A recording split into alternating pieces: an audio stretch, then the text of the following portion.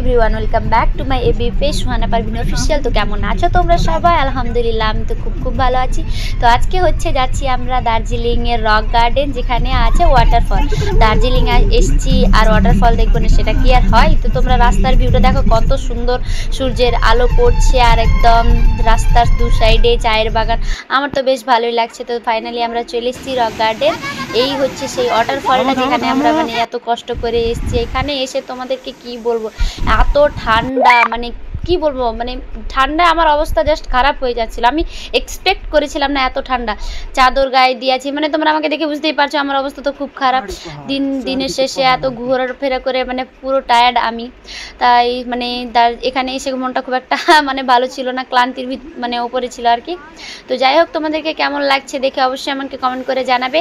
এটা হচ্ছে সেই ওয়াটারফল যেটা দেখতে আসার জন্য আমার এত কষ্ট করা লাগলো। তো আমি তো এখানে এসেছি, তো আমাকে আবার নিচে যেতে হবে। তো আমি এবার যাব নিচে গিয়ে, এখানে যেহেতু জল আছে, জল নিয়ে আমাকে খেলা করতে হবে। তোমরা সবাই জানো আমাকে জল নিয়ে খেলা করতে বেশ ভালো লাগে, তোমরা আমার আগের ভিডিওগুলোতেও দেখেছো।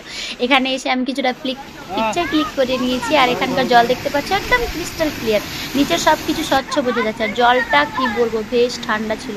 যেহেতু ঝর্নার জল বরফ গলা জল হয়, তার জন্য ঠান্ডা থাকবে, এটাই স্বাভাবিক।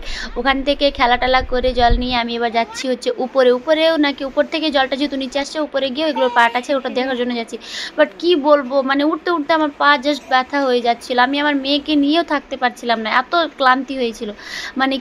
ভীষণ ক্লান্তি, এত উপরে উঠা আর যাচ্ছিল না, এতটাই ক্লান্ত হয়েছিলাম। আর তার উপরে বাতাস বইছিল, ঠান্ডা লাগছিল। তো দেখতে পাচ্ছ ওই উপর থেকে জলটা নিচে আসছে, আর নিচে এই পর্যন্ত গড়িয়ে যাচ্ছে আরও নিচে জলটা।